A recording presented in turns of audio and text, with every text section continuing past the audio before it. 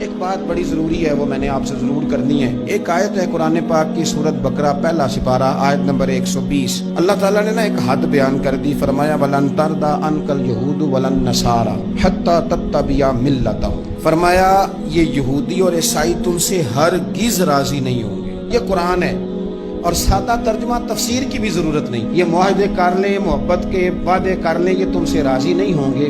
کب راضی ہوں گے؟ حتی تتبع ملتہم، یہاں تک کہ تم ان کے دین کی پیروی کرنے لگ جاؤ۔ میرا جب پہلی دفعہ پاسپورٹ بنا تو میں نے سارا پڑھا، کتابیں پڑھنے کا شوق تھا شروع سے۔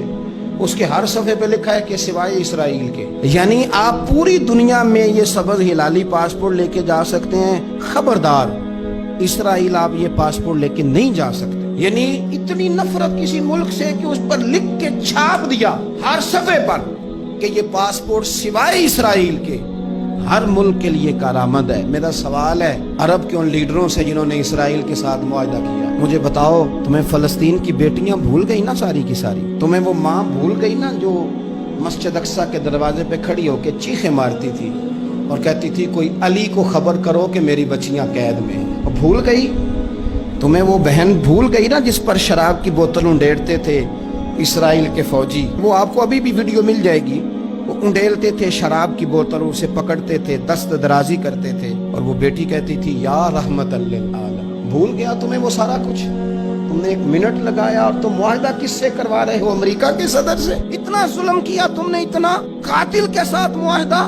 کیا سمجھتے ہو فلسطین والوں کا کوئی والی وارث نہیں؟ سنو، میرے رسول کریم صلی اللہ علیہ وسلم نے فرمایا میرا کوئی مالدار امتی دنیا سے چلا جائے، پیسے جائیدادیں چھوڑ کے جائے تو اس کی اولاد میں بانٹ دینا، لیکن اگر اس کے ذمہ قرضہ ہو تو میرے پاس آ جانا، میں اپنے امتی کا قرض ادا کروں گا۔ جس کا کوئی وارث نہیں ہوتا مدینے والا اس کا وارث ہوتا ہے، میں قرض دوں گا اپنے امتی کا۔ کیا سمجھتے ہو فلسطینی لاوارث ہیں؟ صبح قیامت نبی پاک تم سے سوال کریں گے، تمہیں اللہ کے حضور حاضری دینی ہے۔ کیوں نہیں صلح کرتا اسرائیل فلسطین کے ساتھ؟ لبنان کے ساتھ دوستی کیوں نہیں کرتا؟ شام سارا کٹ گیا اسرائیل کی وجہ سے، آج تمہیں خیال آیا ان کے ساتھ معاہدہ کرنے کا؟ ہمیں سبق پڑھاتے ہو، خدا سے ڈرو۔ اور پھر اقبال کہتے ہیں مسلمانوں سے مایوس نہ ہونا، حکمرانوں سے زیادہ امیدیں بھی نہ لگانا۔ وہ جو چھوٹے چھوٹے لوگ نکلے تھے نا صحرا سے، بظاہر غریب تھے، بظاہر ان کے پاس مال نہیں تھا، وہ خالد بن ولید جیسے، وہ سعد بن ابی وقاص جیسے، بظاہر ان کے پاس زیادہ اسلحہ نہیں تھا۔ اقبال کہنے لگے مایوس نہ ہونا، یہ نہیں کہنا بن کچھ نہیں سکتا، فرمانے لگے رات میں نے سنا ہے فرشتے آپس میں باتیں کر رہے۔ واہ اقبال، تیرا بھی انداز کتنا نرالا ہے۔ کہنے لگے رات فرشتے آپس میں باتیں کر رہے تھے، میں نے سن لی ہیں۔ بھلا وہ کیا کہہ رہے تھے؟ یہ سارے لوگ نا خالد بن ولید، سعد بن ابی وقاص، یہ صحرا کے رہنے والے، اور اس وقت کی سب سے سپر پاور روما کہلاتی، الٹ پلٹ کے رکھ دی ساری رومی سلطنت۔ تو اقبال کہنے لگے رات فرشتے آپس میں باتیں کر رہے تھے کہ سنا ہے پاکستان کے، ہندوستان کے مسلمان جوان مایوس ہو گئے۔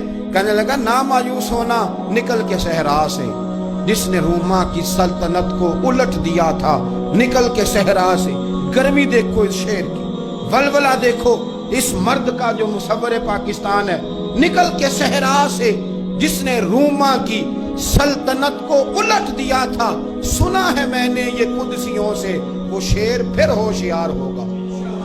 وہ کل باتیں کر رہے تھے کہ بہت سارے ان میں سے پھر جاگ گئے اور بڑی جلدی وہ بلاک بنائیں گے۔ سنا ہے میں نے یہ قدسیوں سے کہ وہ شیر پھر ہوشیار ہوگا، وہ آئے گا میدان میں، نکلے گا، اور انشاءاللہ یہی چراغ جلے گا تو روشنی ہوگی۔